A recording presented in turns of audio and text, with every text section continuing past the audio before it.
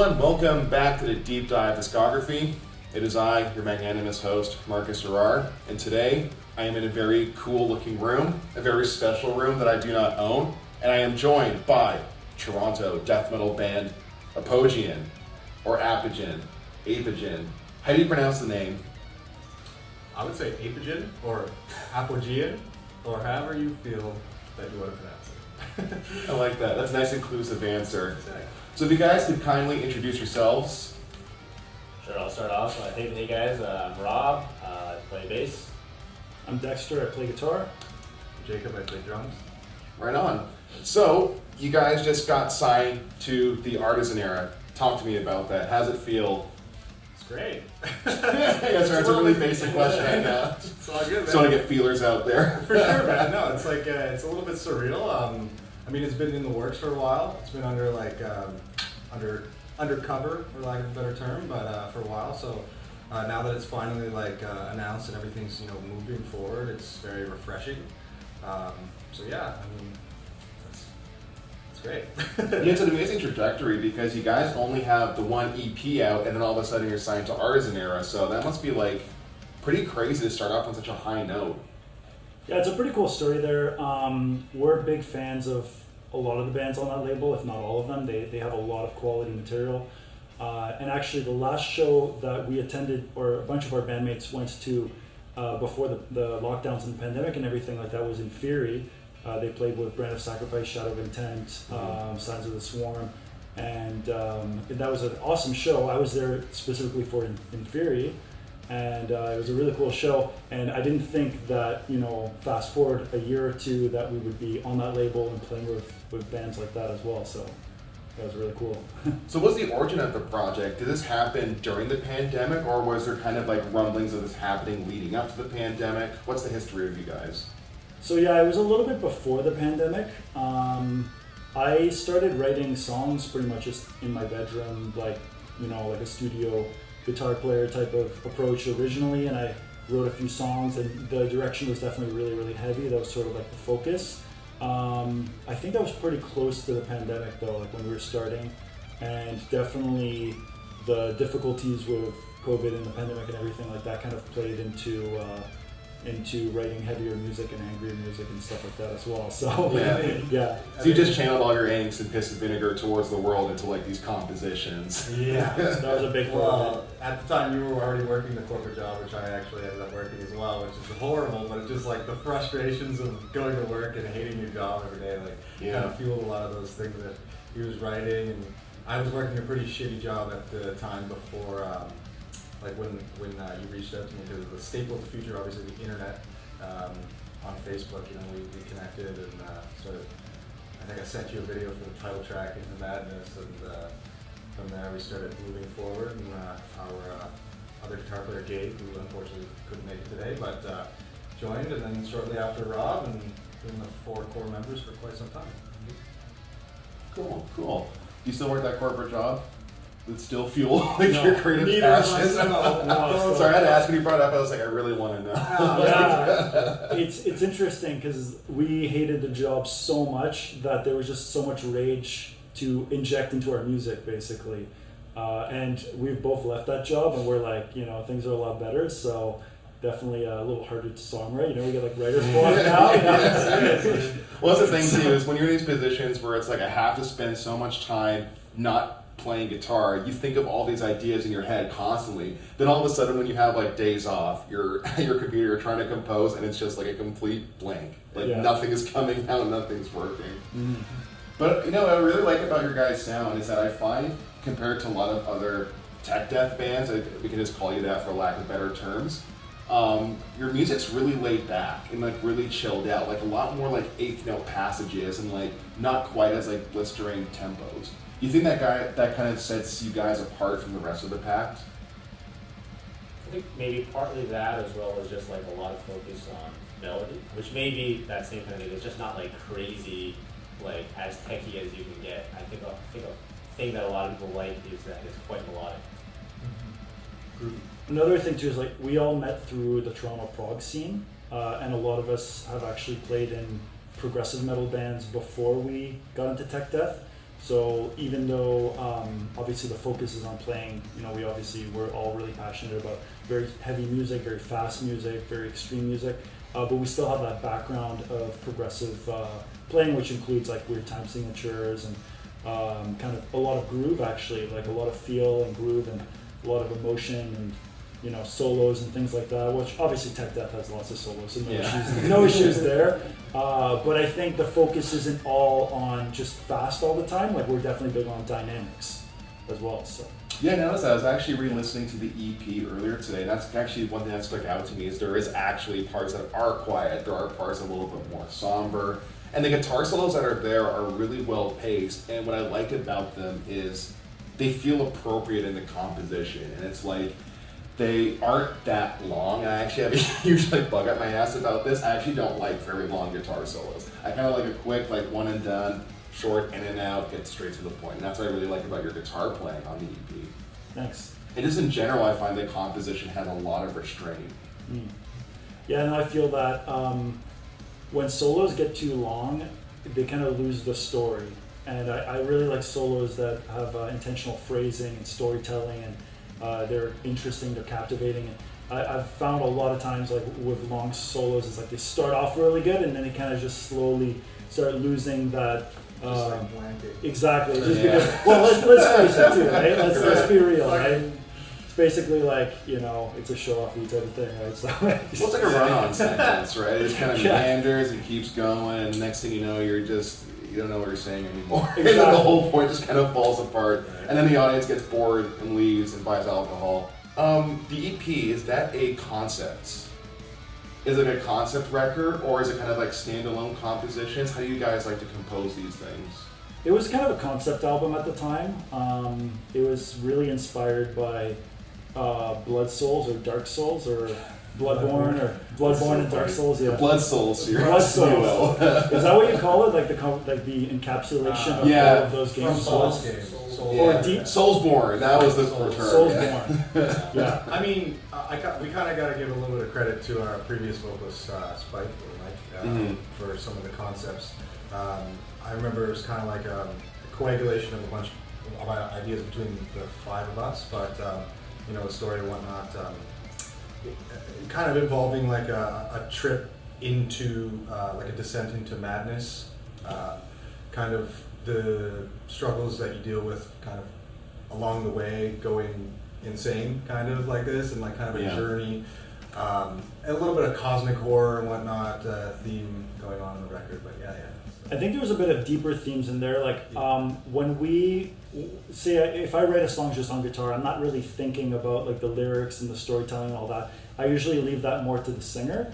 But I think what was true was that all of us were dealing with some severe issues because of the pandemic and how hard it was, and like we couldn't play shows, we couldn't see each other. Like we were actually working remotely, sending stuff back and forth. And while most bands were kind of falling apart or there was just a lot of issues, we were trying to power through a really difficult time. So I think that Into Madness was also just kind of symbolic of how difficult it was and mentally on us. It was actually very, very tough. It was like going through a difficult time. I was gonna say, I almost feel like the title Into Madness is almost literal too, because it came out in such, a poor time for the entire world at large. Mm-hmm. But yeah, writing things remotely, that's something I think about a lot, because that's kind of how I like to handle projects, where it's like I have an idea, I give it to the rest of my bandmates, and we pass it around online. Like I think that's a really good method of getting stuff done, provided everyone is focused and on the same page. And I take it from the way you guys carry yourselves and how organized this band seems to be, that you guys are pretty good and like really responsive to each other when it comes to like compositional ideas. Mm-hmm. Did you guys find that process worked really well for your workflow and how you guys have chemistry and stuff? I think so. There's a lot of pros and cons, right? Like in terms of productivity, it can be great because you're just sending files back and forth and it's like do this, do that, and everyone just gets their parts done.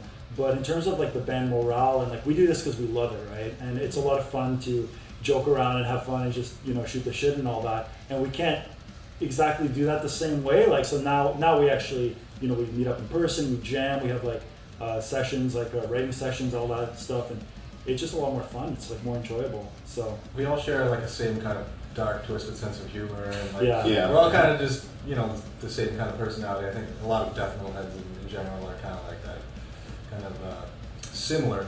But yeah, no, like I mean, we got to credit Dexter to a lot of like the management tightness and like Pushing, the driving force forward. Like definitely a band daddy. For sure. Well, thank you. Yeah, I like that. Thank you, son. Well, that's an important part of any like band dynamic is you have to have someone who kind of like guides the ship, has the vision, says, all right, this is what we're gonna do. We're gonna stick to it. Here's the plan. And for the love of God, fucking stick to the plan. Like, it is so crucial for any band to actually function.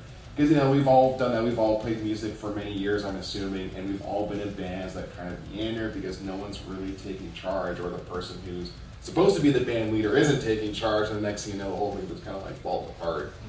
That's an interesting point. Like a lot of my previous bands were bands that I joined into, and I have a sense of urgency or leadership or whatever you want to call it, where I want to kind of make sure things are productive, things are moving forward. That's just kind of like my attitude towards it. But it's almost like supercharged when it's like something that I actually care a lot more about. That's like closer to the heart or whatever you want to call it. Mm-hmm. So, but no, definitely, I'm a team player. Like I like kind of sharing the journey with a strong group of like-minded individuals, and I think everybody has sort of their thing that they do that they're good at, and everyone kind of helps out in different areas of the band. So yeah, and we have a manager too, so that's really helpful. He's kind of helping alleviate me of a lot of the logistics and the back end business stuff and all that. And all the boring administrative stuff. Yeah. No one really wants to see that distract from making music. We're just a bunch of hunks, basically. Yeah, just a bunch of chads running around. Lifting weights, riding rails. Yeah, I get it, man. Like, that's awesome. One thing that I thought was really cool, and I actually was supposed to be there, but I had a mean case of COVID. The Brand of Sacrifice show.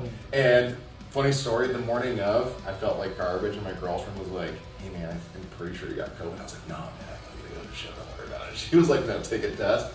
Didn't go to the show, by the way, because I died, but how did that come to be? You guys like playing with Brand of Sacrifice on, I believe it was your second show, am I getting that right? Third show, actually. Third show, okay, yeah, gotcha. So we had one in Barrie, and we had one at Sneaky D's in Toronto. And I remember the Sneaky D's one. That was with Parliament Owls? Yeah. No, and Telomere. That's right, yeah. Telomere, that's right. Yeah. So the interesting thing is that we played a bunch of shows of other genres of music. Like there's not a huge tech death scene in Toronto, so there's not like a lot of bands that sound like our style to play with. But there's a good deathcore scene here too and all that. So, but anyway, to answer your question, the Brand of Sacrifice show, they basically reached out to us and asked us if we'd be interested in playing it. So of course we said yes, because it was kind of back to that point where the last show we saw before all the lockdowns and the pandemic was Brand of Sacrifice with Inferi and all that. Right. And then things start opening up and shows start happening again, and then we get asked to open for Brand of Sacrifice. We're like, holy shit, like basically like the same caliber of show that we saw beforehand that we're now playing. So it's pretty sick. Also like full circle too, right? Yeah, like, right. It's kind of weird how that works out. Yeah. And also, you guys are all in like the Toronto proggy scene, and am I getting this wrong? Kyle played in a band called After Wake? After Image. After Image, that's right. And After Wake is a band that I played in with Rob, and Rob's still in that band. Yeah. So bad if you did. It's so embarrassing. And After Wake played shows with the After Image. Yeah. And I think Clear Skies too. Maybe not. Oh, okay. But yeah, a lot of the prog metal bands or whatever played shows together and shared members, and it was interesting to see how they went from the After Image to Brand of Sacrifice, and they kind of took off, and they're killing it. I feel like the biggest band ever right now. It's really amazing to see their trajectory. Speaking of bands with like fast like upstarts, I swear to God, like I heard about them one day. I saw them. I think the first time I saw Brand of Sacrifice was like Heavy Montreal, like the 2019, and the crowd was not very big, not enthusiastic, and now they're like such a massive band, and they're doing all these really great tours in the States, and they opened up for like Thy Art Is Murder and stuff. Yeah, they're killing. It's crazy to see that happen. Yeah. And the merch that they're pushing is incredible. Oh, dude, their drip game. It's crazy. Like, I mean, if I may, like before we were playing that show, it was like the entire Hard Lunch Bar was just like all their merch, like it was like it was, and the lineup at their table was that was crazy. Yeah, they're doing very well. So.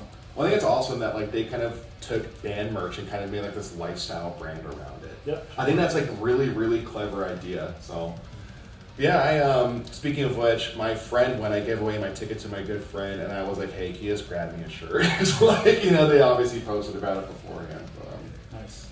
so what about Apogee? You guys gonna do any like really cool drip? Any insane merch drops coming soon? Yeah, we Some have tracksuits. We have quite a bit of merch in the works. We're kind of letting the Artisan Era do their thing for now because they actually ran a line of merch with CDs, vinyls, T-shirts, full color T-shirts, all of that, and then us, like, we have our current line of T-shirts, and we have some flags and things like that. And there's a lot more coming. That's all I'm gonna say. So we can't talk about potential releases. Yeah, it's just merch. We can talk about it, but we're gonna do like we're gonna do some custom like tie-dye hoodies. We're gonna do full color T-shirts and like a lot of variations, so different art pieces, like different artwork per piece, and like do lines or runs of each one. Yeah, so Cool. we're actually doing an event next weekend. Oh my god. It's not a concert. It's a metal market.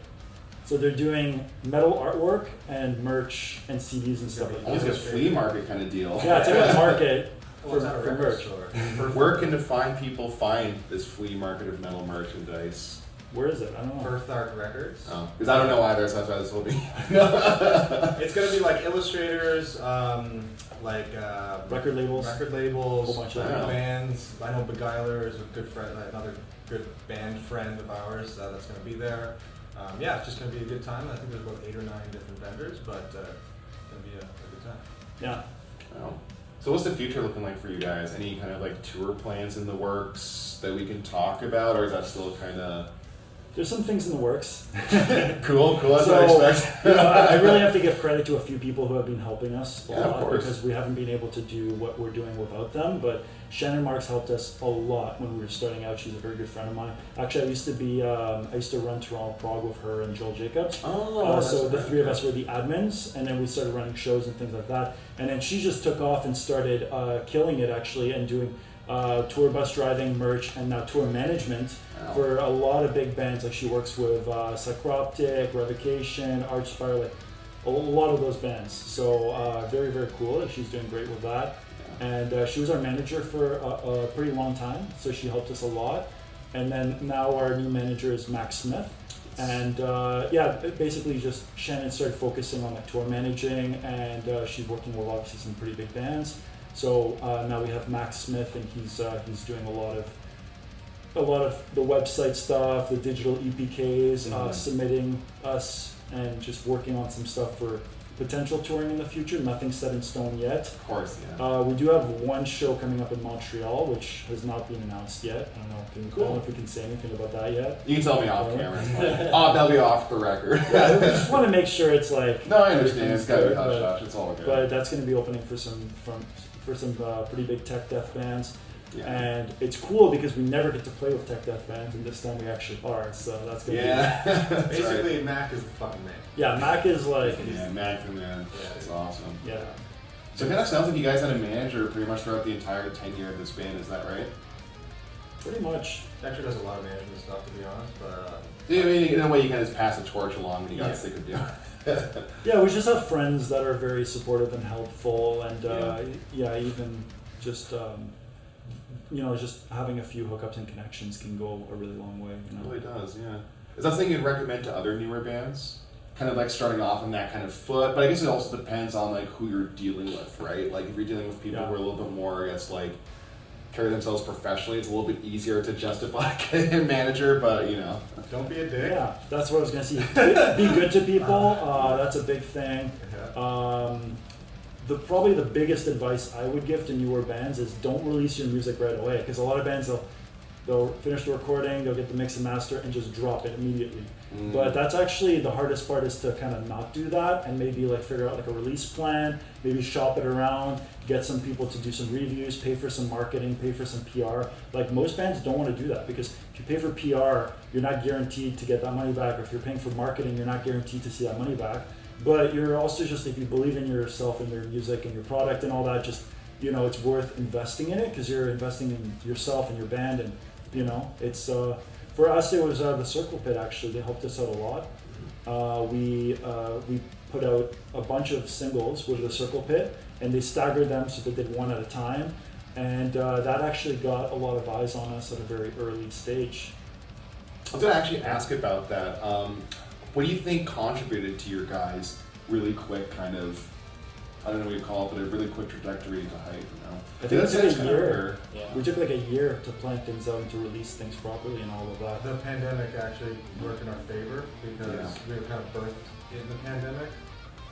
Well, a little bit before it, but like things really started happening between the band. Well, we got the solid lineup and stuff. Yeah, and like we were able to work from home without the pressure of like having all these other bands like just going out and touring, or it's not touring, but playing shows, and like everybody was kind of on the same playing field, right? And it gave us a chance to kind of boost ourselves to that level where everybody kind of was brought back, and then we kind of pushed. I think the good thing too is that because it was during the pandemic, we were able to actually sit on the EP.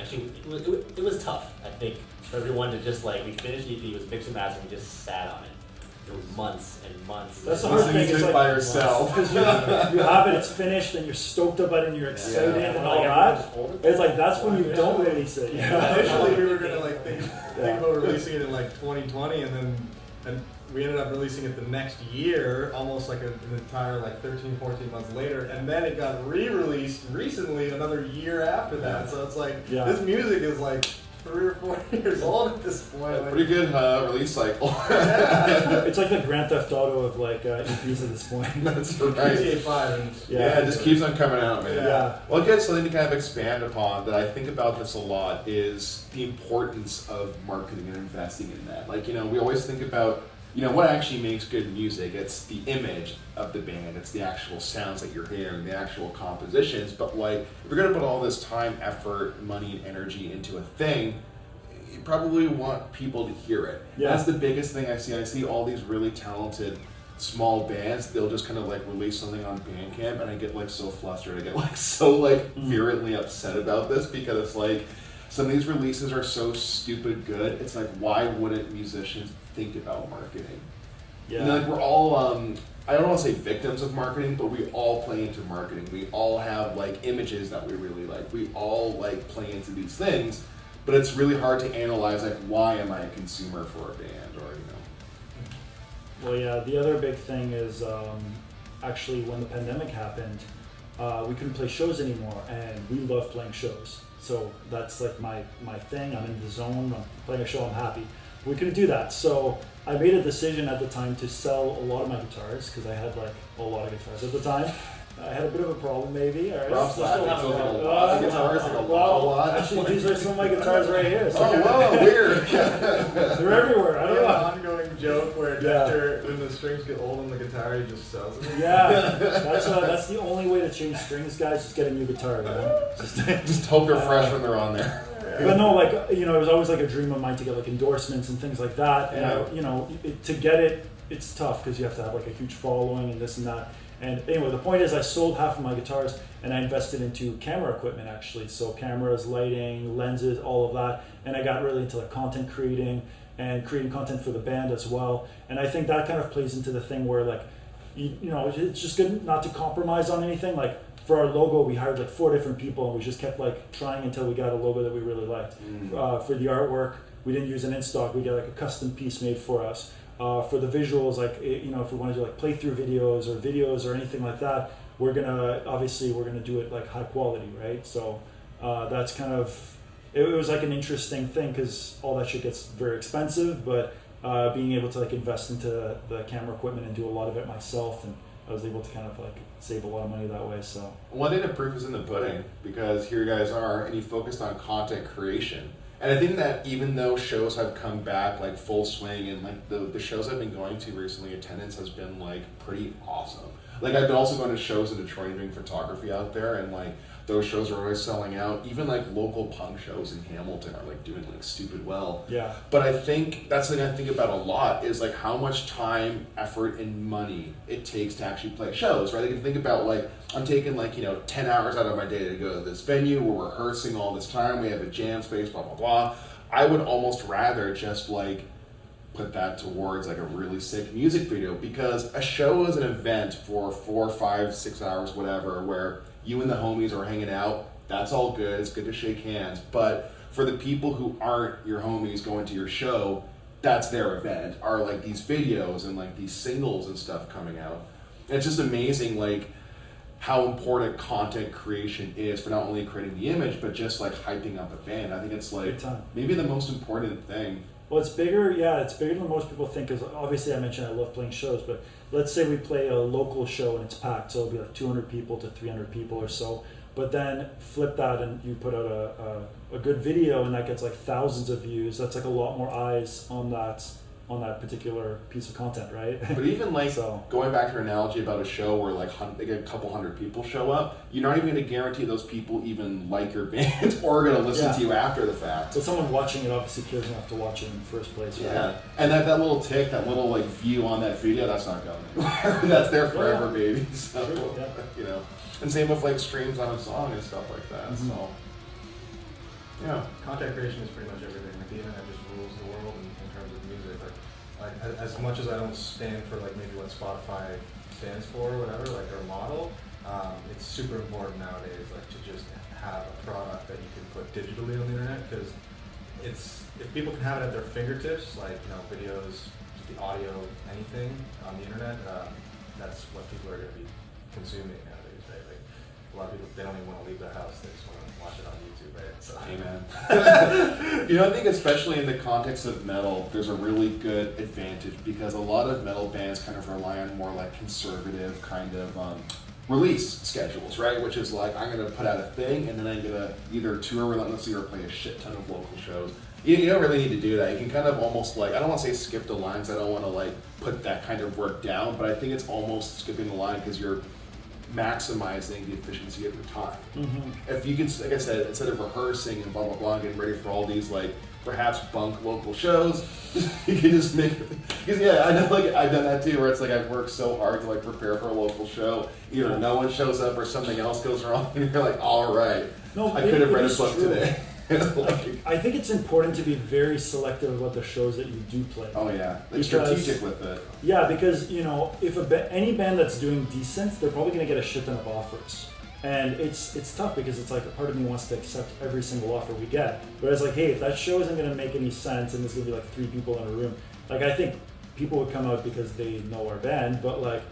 I mean, a show usually has like 4 bands or 3 or 4 bands, so it's like if they're solely relying on you, that's, you know, not necessarily going to be a huge show, right? So, yeah, I think it's important to play with bands that are doing something properly as well, you know. So there was a lot of talk about that when we first started off as well. Like, I know shows weren't happening in the pandemic, but there was a lot of like, you know, talk about like, you know, we don't want to play shows that don't actually matter. I'm not to say that shows don't, like smaller shows don't matter, but like. He's saying like just the right shows, like picking and choosing. But also it's like making sure you're not overplaying the same crowd. The same city, yeah, exactly. Not even necessarily the same city, but like if you play like the same group of bands from like as like almost like a wandering minstrel show from like location to location, it's the same issue, right? Because if you're playing the same band, the same fans might drive an extra 40 minutes or whatever to see you play. But if you keep on appealing to the same crowd, your audience is never gonna grow. Yeah. Like I think that's the cool thing about like great music, is that it has the ability to possibly transcend like genre lines. Yeah. And I think that's like even what you guys did with like the whole Brain of Sacrifice show. Like you're playing with, I think it was Falsifiers on that bill, and they're a very like chugga deathcore band. Mm-hmm. And then having you guys and Brain of Sacrifice on the bill is like awesome variety. That's cool. That's good variety. Yeah, and the crossover appeal is there. And I think that's a true mark of a great band. We're not trying to fit into like a strict mold either. Like we're not trying to be like we're just a tech death band, because we're not. Like we have, like I mentioned, like the progressive metal elements. Like we have a lot of different influences. Like some of us have like jazz backgrounds. Some of us have like some classical influences. Like there's a lot of different. It was a jazz background because I also went to jazz school. Oh, you did? I love jazz. I did. I trained in it or anything, but yeah. I was gonna say, yeah, I had my diploma, unfortunately. I don't even know where my diploma is, man. It's literally like in a box. Where did you study jazz? I went to Mohawk. I did the guitar program there. What year was it? It must have been like 2013 to 16 or something like that. I was a bit of a younger man back then. Cool. And I don't play jazz anymore. Now I do a podcast. Those kinds of things that you learn in those programs stick with you for life. Oh, they do, yeah. Like my standards of musicianship I've never gone down ever since I had to get like trill every day and like, you know, constantly having like judgmental eyes grading your performance and stuff. A lot of it is just getting out of your comfort zone, like playing different styles of music, and then you know, even if you don't think it'll come in handy for like the type of music that you're writing, it does. Like it still helps. So it does, yeah. And that's the thing too. Is like, you know, again, a true hallmark of a great musician is appreciating, understanding everything in music in general, not just that one specific thing. And you know, metal music inspired by just metal music sounds kind of just like metal. But you know, yeah, always have an opportunity to throw in maybe some ever so slightly different elements to kind of change up the formula. Chord progressions that you wouldn't normally hear. Yeah, some really juicy, expensive chords. You know, maybe some cool like rhythms here and there. You know, little things. yeah. All right, guys, thank you so much for your time. We just spoke with Apogean in this very awesome looking room, or Apogean, however you pronounce it. Apogean. Apogean, the Apogean room, whatever. Where can we find Apogean on social medias? Our Instagram is going to be Apogean Official or Apogean Official, APOGEAN Official. Bandcamp is going to be apogean.bandcamp.com. Our YouTube, you can find us under the Artisan Era recently. All of our new stuff's being posted there currently. Or our YouTube is Apogean, just APOGEA. We can find the vinyls, the CDs, and the new merch on the Artisan Era website. Is that right? That's right. And Bandcamp too. I always forget about Bandcamp. We also have a link tree, and the link tree has like all of our links. We'll put it in the description. Yeah, we'll put the link tree in the description. Oh yes, we will. Well, thank you so much, guys, for your time. I really appreciate talking to y'all, and we're super looking forward to what the future brings you. Thank you. Congratulations on the signing. Thank Oh you. yeah, thanks. We're stoked.